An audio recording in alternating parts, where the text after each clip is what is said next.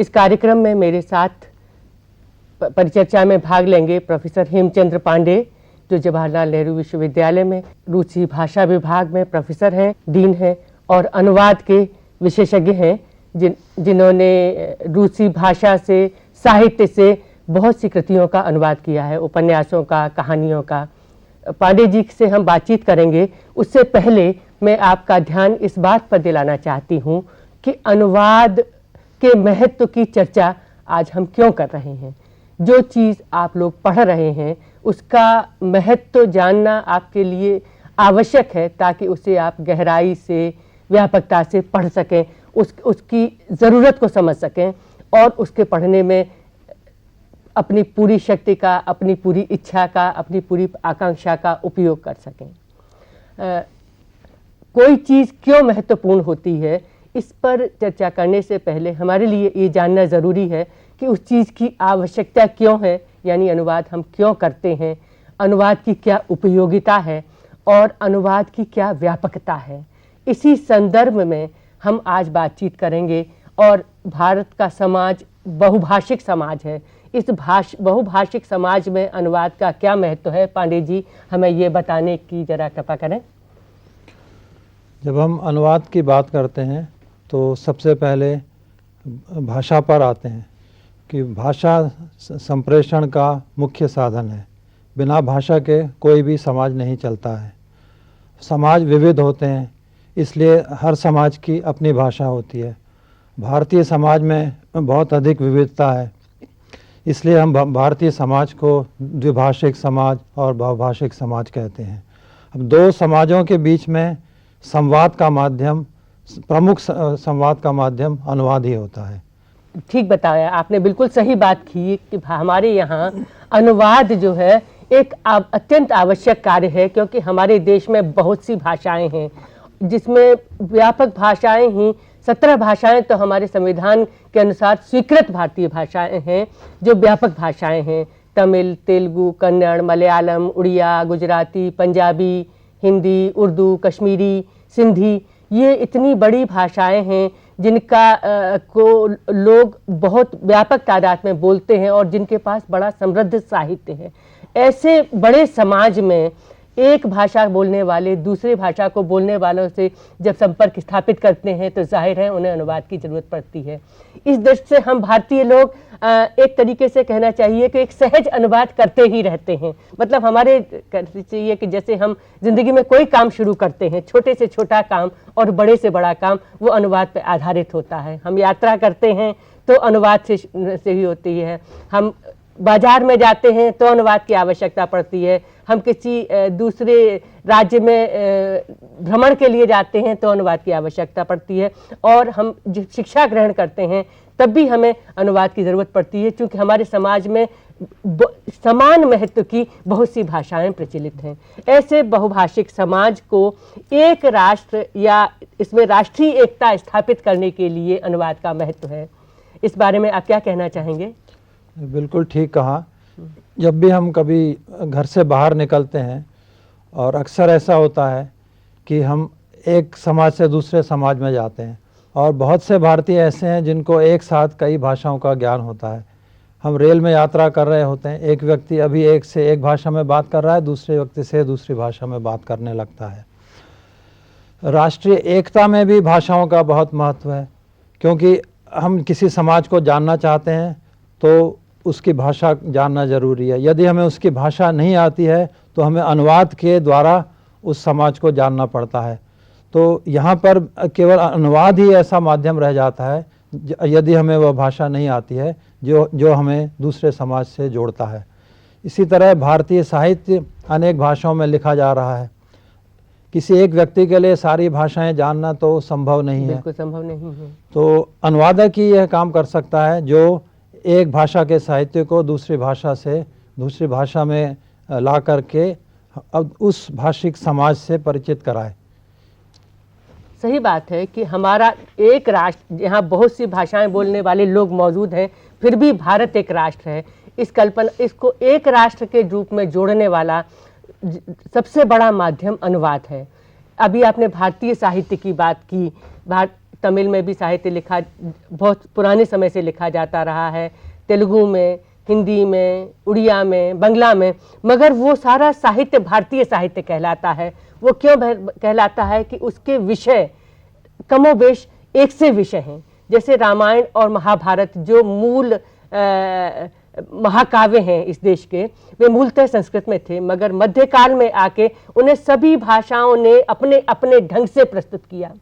बंगला में कृतिवासी रामायण हुई, तमिल में कंब रामायण हुई, हिंदी में रामचरितमानस हुआ। तो इस तरीके से एक ही कथा को, एक ही सोच को, एक ही तरीके के लगभग मिलते जुलते दर्शन को बहुत सी भाषाओं में ने संस्कृत से अनुवाद किया।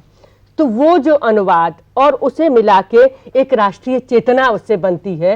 एक कहना चाहिए कि वे हमारे जीवन के, हमारे जनता को प्रस्तुत करने वाले एपिक फोकलोर के रूप में प्रस्तुत हुए वो, और वे हुए अनुवाद के माध्यम से। आधुनिक समय युग में बहुत सी ऐसी चीज़ें हुई साहित्य के धरातल पर, राष्ट्रीय चेतना के धरातल, खासतौर से आज़ादी की लड़ाई जो विभिन्न भाषाओं के माध्यम से लड़ी गई। विभिन्न भाषाओं में उस साहित्य की रचना हुई जिसने कि इस देश में एक पुनर्जागरण की चेतना को जगाया, जिसने इस देश में राष्ट्रीय जागरण की चेतना को जगाया। अपनी जो समाज में रूढ़ियाँ थीं, जो समाज में कमजोरियाँ थीं, जो समाज में व्याप्त ऐसी स्थितियां थी जिनमें समाज सुधार की जरूरत थी, उन कृतियों को सभी रचनाकारों ने अपने अपनी भाषाओं में प्रस्तुत किया। मगर उन सब के बारे में जानकारी पाने के लिए एक कहना चाहिए एक राष्ट्रीय चेतना की जो अंतःसलिला भारतीय मानस में फैली हुई थी, उसे उस अंतःसलिला को पहचानने के लिए उन साहित्यों की परिकल्पना हम तभी एक साहित्य के रूप में कर सकते हैं जबकि वे अनुवाद में हमें उस भाषा में उपलब्ध हो जिसे हम जानते हैं। जैसे हिंदी के लोग कृतिवास को हिंदी के माध्यम से पढ़ते हैं, या बंगला के लोग तुलसीदास को बंगला में अनुवाद के माध्यम से पढ़ते हैं। तो इस तरह से राष्ट्रीय एकता के लिए, राष्ट्रीय एकता की संकल्पना के लिए अनुवाद की बहुत ज़रूरत है। जिस साहित्य के माध्यम से उसकी अभिव्यक्ति होती है उस राष्ट्रीय एकता के लिए के रूप में, उसी तरीके से कहना चाहिए कि हम क्षेत्रीय भाषाएं हमारी अलग अलग हैं। राजनीतिक रूप से भी उसकी अभिव्यक्ति उसी रूप में होती है कि हमारी क्षेत्रीय भाषाएं अपनी अलग अलग हैं, मगर हमारी संसद की कार्यवाही हमारी मतलब राजभाषा में होती है। वो आजकल अंग्रेजी और हिंदी माध्यम से होती है, क्योंकि मूल रूप से तो हिंदी हमारी राज्यभाषा है, मगर सहभाषा के रूप में हमने अंग्रेजी को स्वीकार किया हुआ है। तो जो भी क्षेत्रीय कार्यवाहियाँ हैं वे सब हमारी संसद में इन दो भाषाओं में अनुवाद के माध्यम से प्रस्तुत होती हैं। तब एक राष्ट्रीय और राष्ट्र की संकल्पना हमें उसके रूप में दिखाई देती है। इसी तरह से भारत की सामाजिक संस्कृति है, उसके रूप में भारत एक सामाजिक संस्कृति का कंपोजिट कल्चर का देश है। ये जानने के लिए भी हमें उस संस्कृति की पहचान अनुवाद के माध्यम से होती है। ये इसके बारे में पांडे जी आप क्या सोचते हैं? आपने बहुत से उदाहरण दिए मध्यकालीन साहित्य से और आधुनिक साहित्य से। उसमें और भी कुछ नाम जोड़े जा सकते हैं जिनको हम केवल अनुवाद के माध्यम से जानते हैं। जैसे मलयालम के उपन्यासकार शंकर कुरूप हैं, ये या तकड़ी शिव शंकर पिल्लई हैं, या कन्नड़ के शंकर कुरूप हैं, या तमिल के सुब्रमण्य भारती हैं, और रविंद्र साहित्य, शरद चंद्र का साहित्य, ये सब तो हिंदी भाषी लोग इनसे अनुवाद के ही माध्यम से मुख्य रूप से परिचित हैं। बाकी अन्य क्षेत्रों में जैसे प्रशासनिक क्षेत्रों में भी अनुवाद का प्रयोग हो रहा है। कल्पना कीजिए यदि ये सामग्री अनुवाद के रूप में उपलब्ध नहीं होती, तब हमारी पूरी प्रशासनिक व्यवस्था को संभवतः बहुत बड़ा आघात लगता। ये बात तो आप बिल्कुल ठीक कह रहे हैं। वास्तव में तो हुआ ये कि अब तो हमारी प्रशासन में प्रयोग होने वाली भाषा विदेश की भाषा है, अंग्रेजी, जिसे हम अपनाए हुए हैं और हम लोग उसे अपनाए हुए हैं। मगर विदेशियों ने जब यहाँ पे शासन किया तब भी यहाँ समझिए यहाँ की चीज़ों को, यहाँ की पूरी पद्धतियों को अनुवाद के माध्यम से ग्रहण किया और अनुवाद के माध्यम से उसे चलाया।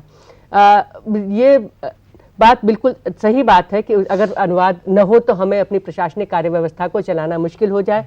क्योंकि अभी भी आप ये देखिए कि राजभाषा के रूप में हिंदी स्वीकृत है, मगर ज़्यादातर हमारा काम अंग्रेजी में होता है और हर कदम पर, हर काम में उसको हमें अनुवाद को हमें प्रस्तुत करना पड़ता है। 2 सेंटेंस भी किसी भी आदेश के लिखे जाते हैं तो उसका हिंदी अनुवाद जरूर देना पड़ता है। हिंदी में कोई अपना कोई भी दस्तावेज तैयार करता है तो उसे अंग्रेजी अनुवाद जरूर देना पड़ता है। इसके अलावा भी प्रशासनिक स्तर पर होने वाले सभी कामों में अनुवाद एक अनिवार्य अंग बना हुआ है, बल्कि इसके चलते ही अनुवाद के लिए कार्यालय खोले गए हैं। विभागों में अनुवाद के लिए अलग एक अनुवाद कक्ष की व्यवस्था की जाती है, कई कार्यों में व्यवस्था की जाती है।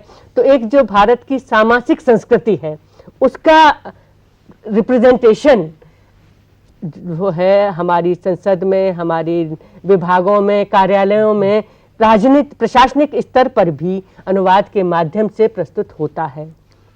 इसीलिए है क्योंकि अंग्रेजी की प्रमुख भूमिका होते हुए भी सब जगह ये अनुभव होता है कि ये पर्याप्त नहीं है, इसीलिए अनुवाद होता है। अनुवाद में चाहे कुछ कमियां रह जाती हैं, क्योंकि अंग्रेजी पाठ तैयार करने में तो बहुत समय दिया जाता है और अनुवादक को उसका अनुवाद करने में उतना समय नहीं दिया जाता है।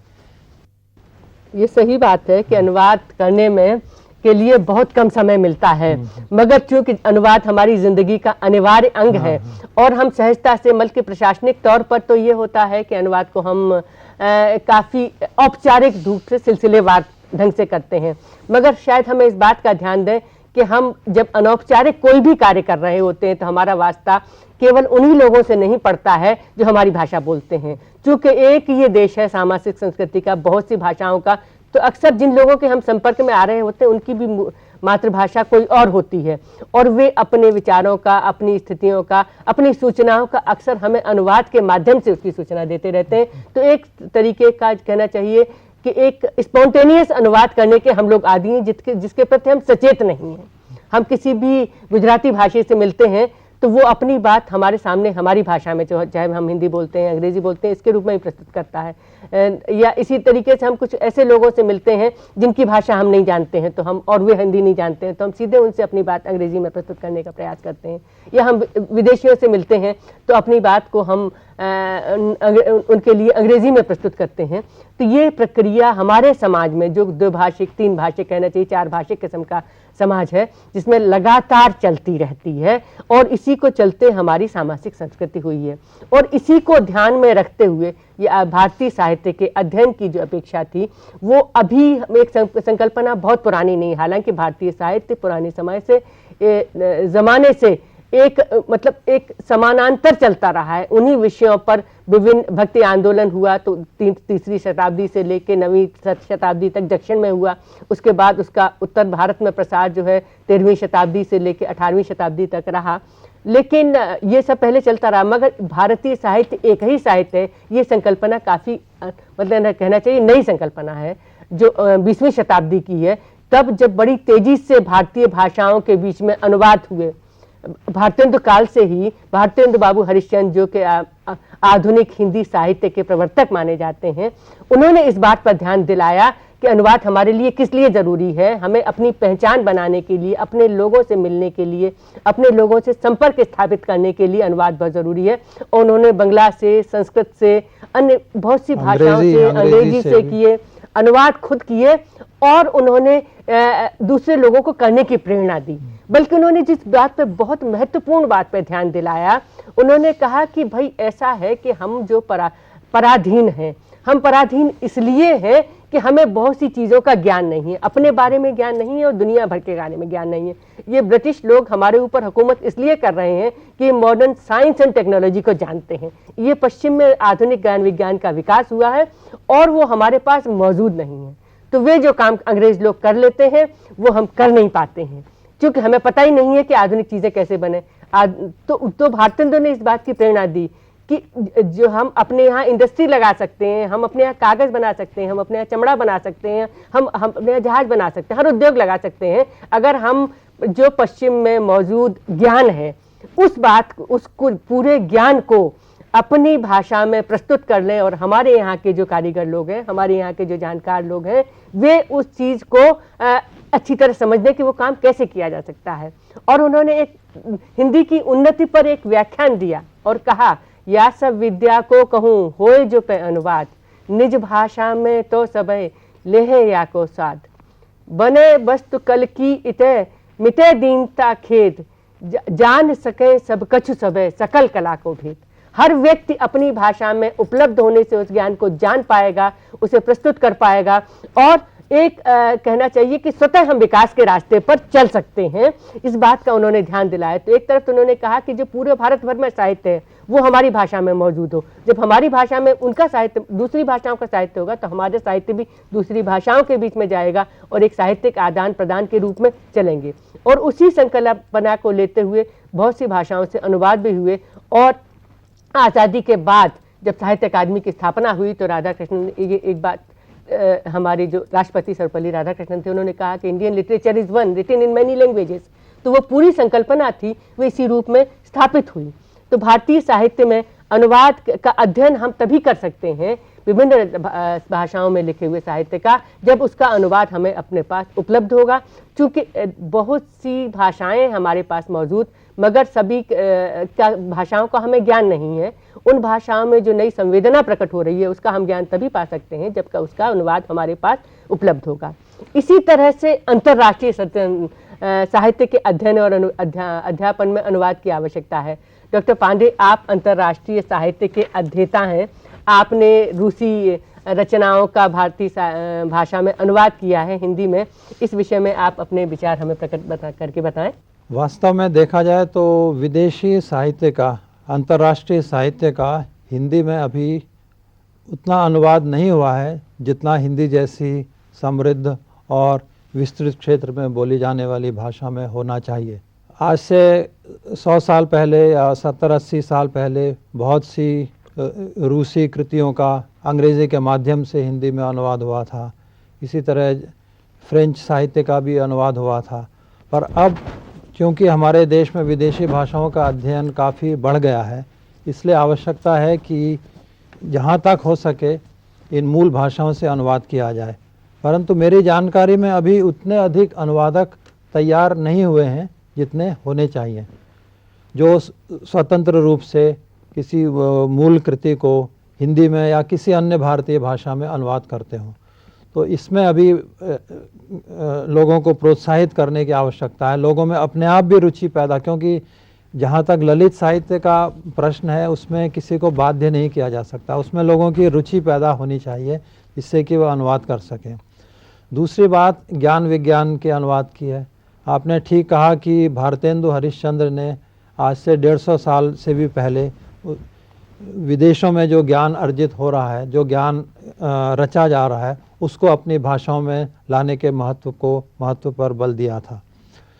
इसकी भी हमारे देश में संभवतः अभी कमी है और उसका और अधिक अनुवाद होना चाहिए, जिससे कि दूसरे देशों में क्या प्रगति हो रही है, क्या उन्नति हो रही है, क्या नई चीज़ें आ रही हैं, वो साधारण लोगों को, विशेषज्ञों को और कारखानों में काम करने वाले कामगारों को उसकी जानकारी होनी चाहिए। सभी देशों में ऐसा हुआ तभी वो आगे बढ़े। जापान ने व्यापक रूप से यूरोपीय साहित्य का अनुवाद करवाया, रूस में ऐसा हुआ, स्वयं अंग्रेज़ी में दूसरे देशों में जो कुछ भी लिखा गया, रचा गया, उसका उन्होंने उतना अनुवाद किया जिससे उन देशों को वो अच्छी तरह पहचान सके। तो इसलिए हमें भी चाहिए कि हम दूसरे देशों को, सारी दुनिया में जो कुछ हो रहा है उसको समझने के लिए, उसकी समझ अपने लोगों तक पहुंचाने के लिए उसका अनुवाद करें। सही बात यही है कि जो देश जितना अधिक विकसित होता है वो उसमें उतना ही अधिक अनुवाद होता है। जो भाषा जितनी अधिक विकसित होती है उसमें अनुवाद की तादाद उतनी ज़्यादा होती है। और अभी आपने जापान का, रूस का उदाहरण दिया कि कैसे ये देश जो है विश्व युद्ध के ज़माने में एकदम ध्वस्त हो गए थे और कैसे उन्होंने अपना विकास बहुत तेज़ी से किया, जिसमें अनुवाद की बहुत बड़ी भूमिका रही। ललित साहित्य का अध्ययन अपनी जगह संवेदना में विस्तार करता है, साहित्य के रूपों में विस्तार करता है अनुवाद के माध्यम से। जैसे हिंदी में ही हमें उपन्यास नाम की विधा, पश्चिम की चीज़ें हमने पढ़ी, उनके अनुवाद किए, उसके माध्यम से हिंदी में नई विधा का विकास हुआ, भाषा में नई स्वरूप उससे विकसित करता है। मगर उसके साथ ही साथ जो देश का औद्योगिक वैज्ञानिक विकास है, या इवन जो कहना चाहिए कि राष्ट्रीय जो रक्षा की व्यवस्था है, उसमें भी अनुवाद उतना ही महत्वपूर्ण होता है। जो बहुत शक्तिशाली, जितना संपन्न, जितना विकसित देश है, उतनी ही तेजी से वो अनुवाद करता है। अनुवाद जो है अंतर्राष्ट्रीय गतिविधियों में बहुत अधिक महत्वपूर्ण है, चाहे वे सैन्य गतिविधियां हों, चाहे वे युद्ध गतिविधियां हों, चाहे वे रक्षा की गतिविधियां हों। या अंतर्राष्ट्रीय सम्मेलनों में आशु अनुवादकों की और समानांतर अनुवादकों की बहुत आवश्यकता पड़ती है, क्योंकि वहाँ जितनी भी अंतर्राष्ट्रीय कार्रवाइयां हैं, वास्तव में सम्मेलन भी हैं, अंतर्राष्ट्रीय आदान प्रदान भी यहाँ हैं, संधियां हैं, करार हैं, वाणिज्यिक गतिविधियां उनकी जितनी हैं, उन सभी में भी अनुवादक के बिना काम नहीं चलता। अनुवाद बहुत ही महत्वपूर्ण है। हमारी संसद में भी समानांतर अनुवादकों की आवश्यकता पड़ती है। हमारी संसद में आशु अनुवाद की व्यवस्था है, जिस पर हम लोग बहुत गौर नहीं करते हैं। भारतीय भाषाओं के बीच में तो उन्होंने अलग संसद भवन में ही अलग कक्ष बनाए हुए हैं कि समानांतर सभी भाषाओं में अनुवाद हो सके। हिंदी में कोई सदस्य अपनी भाषण दे रहा है तो समानांतर उड़िया, तेलुगु, तमिल, मलयालम सब जगह उसका किया जा सके। अब उसका प्रयोग किस स्तर तक होता है, क्योंकि आजकल अंग्रेजी सब लोग जानने लगे हैं, ज़्यादातर लोग नहीं जानते हैं, तब भी मतलब एक दो भाषाओं में व्यवस्था कर लेते हैं। मगर वैसे ये है कि ज़रूरत पड़ने पर सभी भाषाओं में समानांतर आशु अनुवाद की व्यवस्था हमारे यहाँ की गई है, इसी चीज़ को ध्यान में रखते हुए कि छोटे से छोटे महत्व की कोई बात छूट ना जाए, तो उसको चलते रहती है। तो हम अभी बातचीत कर रहे थे अंतर्राष्ट्रीय साहित्य के अध्ययन की।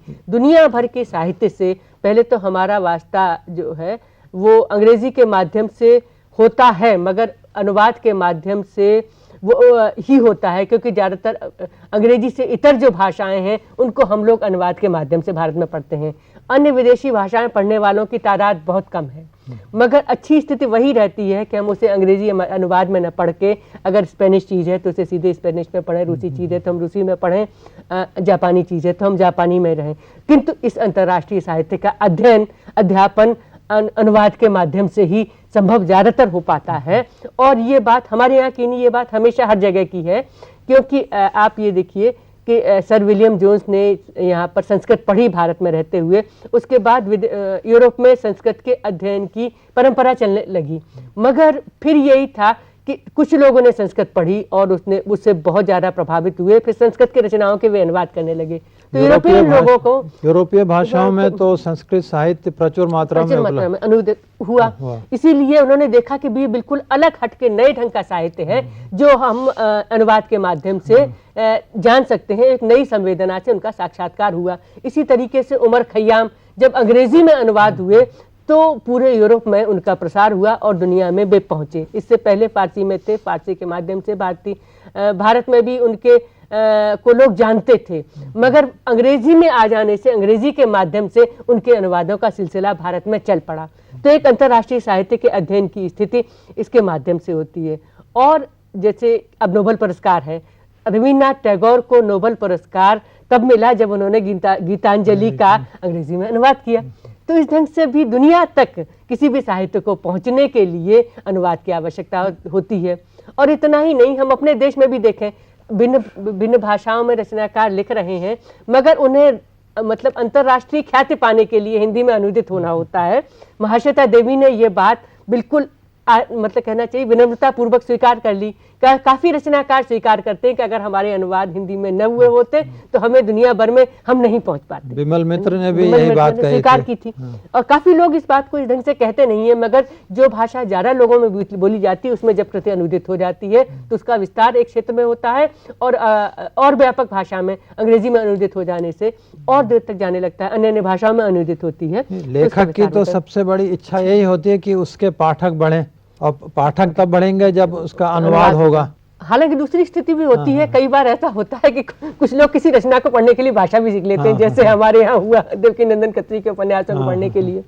मगर ऐसा कभी कभी होता है, हर व्यक्ति चाहता है कि जो भाषा में हम जिस भाषा में हम अच्छी तरीके से उसका आनंद उठाते हैं चीज़ों का, हमारी संवेदना की जो भाषा है उसी तक पहुँचे। आपने संस्कृत साहित्य की बात की थी, तो उसके जैसे ऋग्वेद के अंग्रेजी में, ऋग्वेद जैसी इतनी बड़ी रचना के और इतनी कठिन रचना के अंग्रेजी में 1 से अधिक अनुवाद हुए हैं। स्वयं मैक्समुलर ने किया, ग्रिफिथ ने किया, और ग्रिफिथ का अनुवाद सब लोग कहते हैं कि वही सबसे अच्छा अनुवाद है ऋग्वेद का। अच्छा, एक बात है कि साहित्य के अध्ययन के अलावा शिक्षा के क्षेत्र में अनुवाद का महत्व काफ़ी है।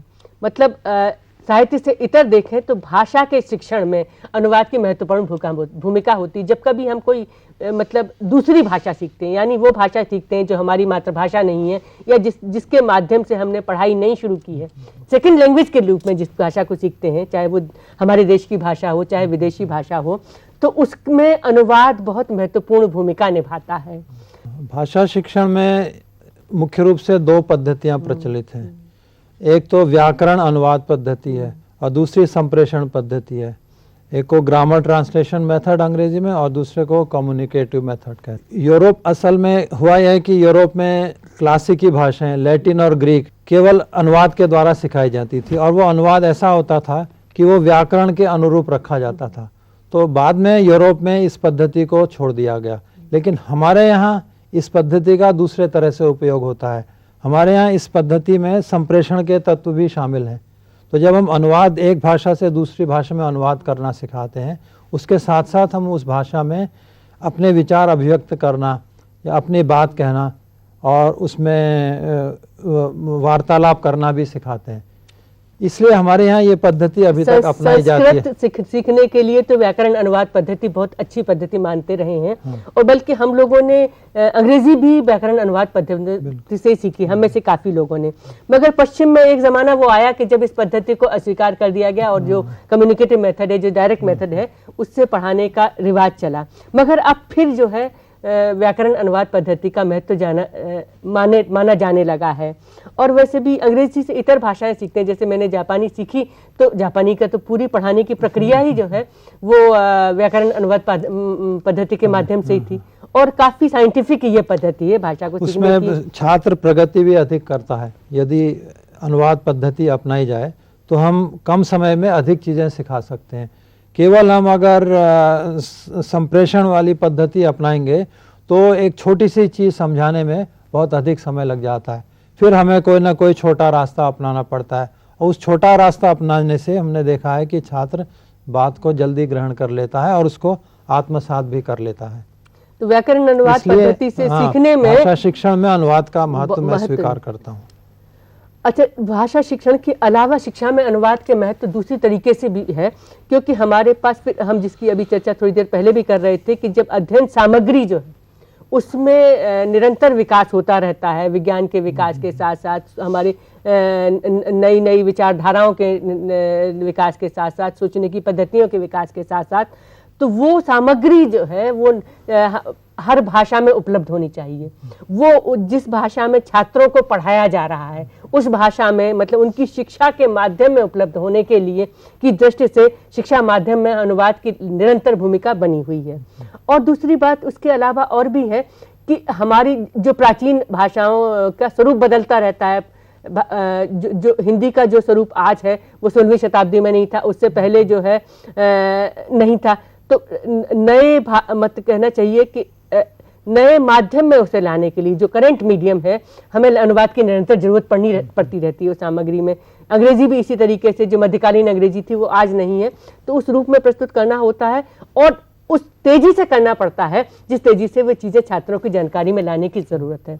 फिर हमारे देश में जहाँ शिक्षा की व्यवस्था द्विभाषिक है, अंग्रेजी माध्यम से भी पढ़ाया जाता है और देशी भाषाओं के माध्यम से, और वो देशी भाषा भी जाहिर है कि एक नहीं है। संविधान में स्वीकृत सभी भाषाओं में शिक्षण की व्यवस्था है, हर प्रांत में अपनी अपनी भाषाओं में।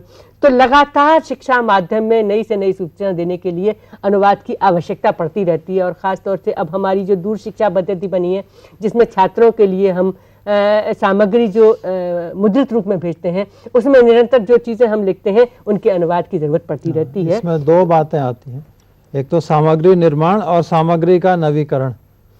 दोनों जो सामग्री निर्माण कर रहे हैं उसमें भी हमें अनुवाद की आवश्यकता है, और जो सामग्री पाठ्य सामग्री निर्मित हो चुकी है उसका निरंतर नवीकरण करना है, उसमें भी अनुवाद की आवश्यकता है। अच्छा, अब इसके अलावा एक और क्षेत्र है, बहुत व्यापार और वाणिज्य का जीवन का बहुत महत्वपूर्ण क्षेत्र है, व्यवसाय का क्षेत्र, जो अनुवाद के बिना लगभग चलता ही नहीं है। क्योंकि दो चीज़ें हैं, एक तो ये है कि व्यापार जो है वो जहाँ से शुरू होता है वहीं तक नहीं रहता, उसका ज़्यादा से ज़्यादा विस्तार करना पड़ता है। तो देश के कोने कोने में जो उत्पादित चीज़ें हैं उन्हें पहुँचाने के लिए और उनका अंतर्राष्ट्रीय बाजार पाने के लिए, मतलब जो चीज़ें उत्पाद की गई हैं उनमें उनके विनिर्माण में नई टेक्नोलॉजी के इस्तेमाल के लिए आपको ज्ञान विज्ञान की चाहिए, नई चीज़ जिसकी अपनी चर्चा भी थोड़ी देर पहले की थी। मगर दूसरा पक्ष है कि उसे बेचने के लिए उस सामग्री के बारे में जानकारी उन लोगों की भाषा में देने के लिए जिन्हें उसका इस्तेमाल करना है, अनुवाद का महत्व होता है। इसीलिए वाणिज्य का एक महत्वपूर्ण क्षेत्र है विज्ञापन।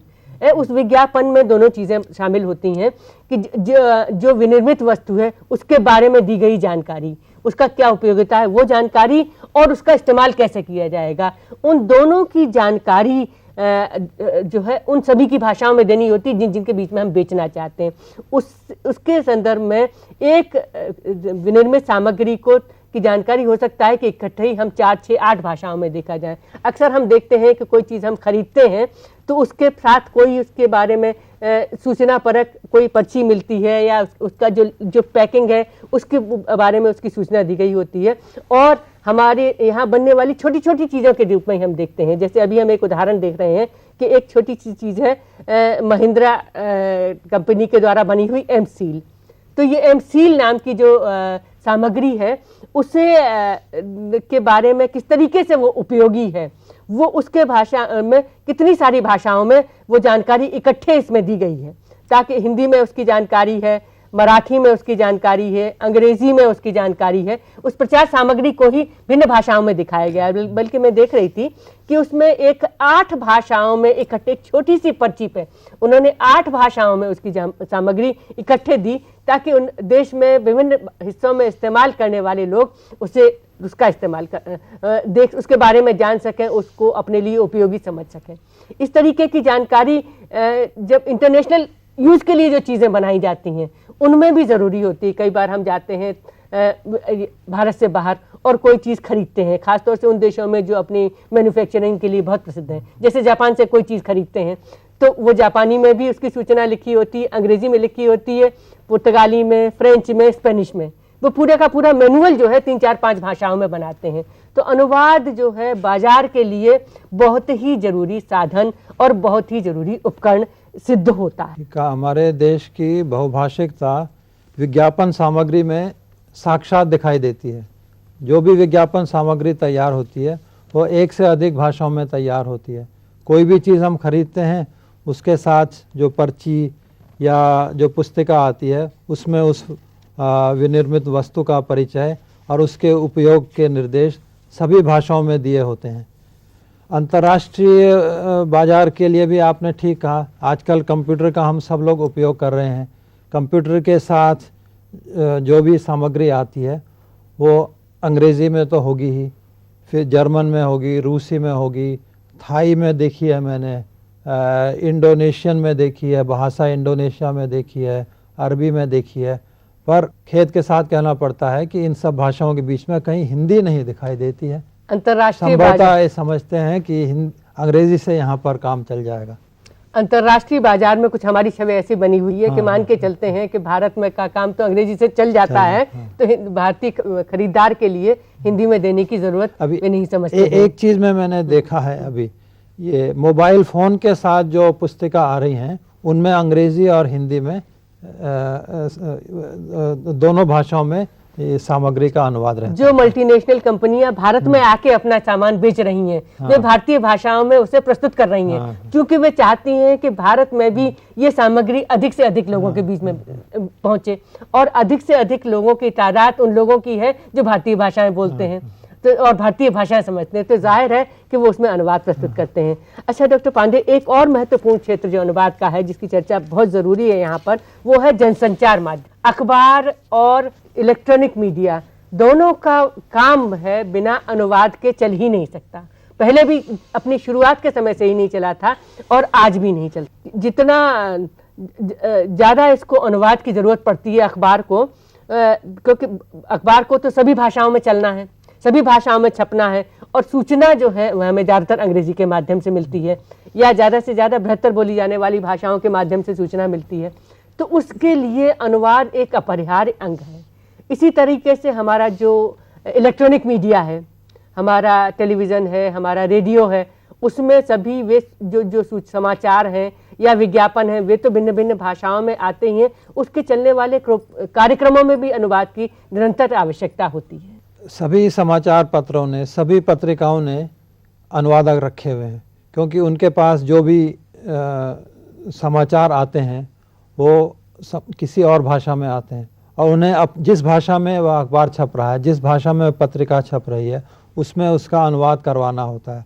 इसलिए प्रत्येक समाचार पत्र ने अपने पास अनुवादक रखे हुए हैं, और ये अनुवादक बहुत कुशल होने चाहिए, क्योंकि उन्हें तुरंत वह सामग्री अनुवाद करके इस तरह की भाषा में लिखनी होती है कि वह सीधे पाठक तक पहुंच सके। उसमें कोई दुरूहता नहीं होनी चाहिए, उसमें संप्रेषणीयता अधिक से अधिक होनी चाहिए, और उसमें प्रचलित शब्दों का प्रयोग होना चाहिए, परंतु साथ ही ऐसी ना हो कि उसमें अंग्रेजी की छाया पड़ी हो। संचार माध्यमों में अनुवाद बहुत महत्वपूर्ण भूमिका निभा रहा है। और हम देखते हैं कि टेलीविज़न का पूरा काम अनुवाद के माध्यम से चल रहा है। एक तो सारे समाचार जो है वे पहले अंग्रेजी में तैयार होकर हिंदी में प्रस्तुत होते हैं और अनुवाद की छाया उन पर हमें दिखाई देती ही है। उस सब के चलते जो न्यूज़ रिपोर्टिंग है, न्यूज़ रिपोर्टिंग विभिन्न इलाकों में जाकर होती है, वहाँ जो न्यूज़ जिस भाषा में मिली है उसका तुरंत अनुवाद करके रिपोर्टर को प्रस्तुत करना होता है। और दूसरे एक और भी चीज़ है, टेलीविज़न में ये बहुत से ऐसे कार्यक्रम है, जैसे अभी चुनाव हुए हैं कुछ राज्यों में, और चुनावों के बाद चुनाव का विश्लेषण होगा, और वो विश्लेषण जो है जो लोग प्रस्तुत करेंगे उन्हें कम से कम 2 भाषाओं में तो साथ साथ देना होता है। मुख्य भाषा जिस इलाके की जो है उस भाषा में, और साथ के साथ अंग्रेजी में समानांतर वे लोग विश्लेषण उसका प्रस्तुत कर रहे होते हैं। या इंटरप्रिटेशन के और भी अवसर आते हैं जो लगातार हमें दिखाई देते हैं कि टेलीविज़न में चल रहे हैं। संचार माध्यमों में, विशेषकर टेलीविज़न में आजकल आपने देखा होगा कि कुशल एंकर, कुशल रिपोर्टर वही है जो एक साथ 2 भाषाओं में दक्षता, जिसे 2 भाषाओं में दक्षता प्राप्त है। बहुत से ऐसे टेलीविज़न में ऐसे पत्रकार आते हैं जो पहले केवल एक ही भाषा का प्रयोग करते थे, अब धीरे धीरे वो एक भाषा से दूसरी भाषा में झट से अनुवाद कर लेते हैं। इस तरह के योग्य पुरुषों की मांग भी अब बढ़ते जा रही है, अर्थात इसमें रोजगार के नए नए अवसर पैदा हो रहे हैं।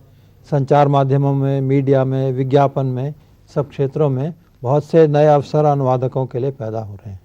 बल्कि इसमें एक चीज़ और भी देखने में आती है, इस पर आपने गौर किया होगा टेलीविज़न पर ही, कि सब टाइटलिंग के माध्यम से अनुवाद प्रस्तुत किया जाता है।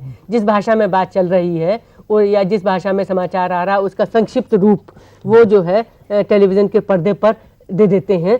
या कभी कभी ऐसा चलता है कि एक मुख्य प्रोग्राम चल रहा है, उसके नीचे सब टाइटलिंग देके और वे मतलब महत्वपूर्ण सूचनाएं उसके माध्यम से आती रहती हैं, तो इस रूप में अनुवाद वहाँ प्रस्तुत होता रहता है। या सभाएं, संगोष्ठियाँ होती रहती हैं, उनकी समानांतर सूचना उसके बाद मिलती है। एक और टाइटलिंग से एक फिल्मों पर हम आ सकते हैं, क्योंकि भारतीय फिल्में अंतर्राष्ट्रीय बाजार में बहुत लोकप्रिय हैं, और हम यह समझते हैं कि वो सब जगह हिंदी में ही दिखाई जाती हैं। ऐसा नहीं है, उन सब फिल्मों को डब करके उस देश की भाषा में दिखाया जाता है, तो इसमें भी अनुवाद बहुत महत्वपूर्ण भूमिका निभा रहा है। वास्तव में फिल्म जनसंचार माध्यम का एक बहुत ज़बरदस्त क्षेत्र है, और उसमें अनुवाद कम से कम तभी से शुरू हो गया था जब से फिल्म की शुरुआत हुई है, क्योंकि हमारी अपनी देशी भाषाओं की फिल्में एक से दूसरी, दूसरी से तीसरी में चलती रहती हैं। इसके अलावा अंतर्राष्ट्रीय स्थितियों में भी वे फिल्में, हम भी कितनी जो है विदेशी फिल्में अंग्रेजी में सबटाइटलिंग के माध्यम से, अंग्रेजी में डबिंग के माध्यम से देखते हैं। तो डबिंग और सबटाइटलिंग अपने आप में अनुवाद के इतने ज़बरदस्त क्षेत्र हैं, जिसमें बिजनेस भी इन्वॉल्व है, कला भी इन्वॉल्व है, सारी चीज़ें शामिल हैं। इसमें एक चीज़ और मैं जोड़ना चाहता हूँ, हमारे यहाँ रामायण और महाभारत सीरियल दिखाए गए थे। इन सीरियलों का पूरा अनुवाद उज़्बेक भाषा में हुआ, उज़्बेकिस्तान की, और वहाँ पूरा दिखाया गया, और अब वहाँ लोगों ने वह अपने पास रिकॉर्ड करके रखा हुआ है। उज़्बेक भाषा में महाभारत और रामायण वो अपने घर में बैठ के देखते हैं। ऐसी बहुत सी भाषाओं में हुआ होगा, ये हम मान के चलते हैं। इसके अलावा एक और क्षेत्र है जो कहना चाहिए टूरिज्म का क्षेत्र, जो अनुवाद पर बहुत ज़्यादा आधारित है, जो व्यवसाय भी है, सांस्कृतिक का प्रसारण भी है, अंतर्राष्ट्रीय संबंध भी है, और कहना चाहिए देशी टूरिज्म भी है। एक इलाके से दूसरे इलाके में टूरिज्म से जाने वाले व्यक्ति को अनुवाद की बहुत मदद लेनी पड़ती है, वहाँ से लोगों से संपर्क के लिए भी, और हमें भी टूरिज्म इंडस्ट्री का विस्तार करने के लिए अनुवाद की अत्यधिक आवश्यकता पड़ती है। इस तरह से हमारी जिंदगी के सभी अंगों में अनुवाद एक महत्वपूर्ण कार्यकलाप के रूप में मौजूद है और इस कार्यकलाप को हम जितनी गंभीरता पूर्वक लेंगे उतनी ही अच्छी तरह से प्रस्तुत करेंगे। ये हम उसे बहुत गंभीरता पूर्वक नहीं लेंगे, एक खिलवाड़ के रूप में प्रस्तुत करेंगे तो न तो हम अपनी भाषा को सही रूप में प्रस्तुत कर पाएंगे, नहीं हमारी जो बताने लायक चीजें हैं उनका सही रूप प्रस्तुत कर पाएंगे। कहना चाहिए अपने आप को सही ढंग से अभिव्यक्त करने के लिए जीवन के विभिन्न क्षेत्रों में अनुवाद नितांत आवश्यक है और उसकी आवश्यकता में और उसकी व्यापकता में ही उसका महत्व निहित है। इस महत्व को हम अगर पहचानेंगे तो उसके अपने जीवन में अधिक से अधिक उपयोगी बना सकेंगे।